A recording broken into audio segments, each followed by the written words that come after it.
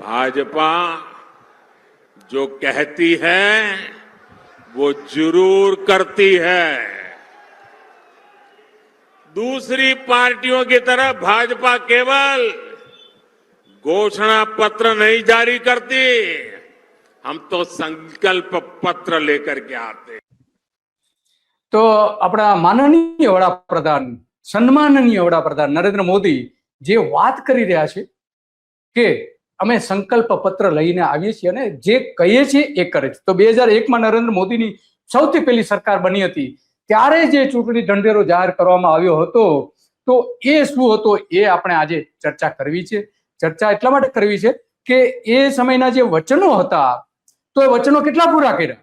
સળંગ જે આપણે નરેન્દ્ર મોદીને સળંગ સત્તાઓ આપી ગુજરાતે તો ખરેખર વાસ્તવમાં કેટલા એમને વચનો પૂરા કર્યા છે એ આજે વાત કરવી છે।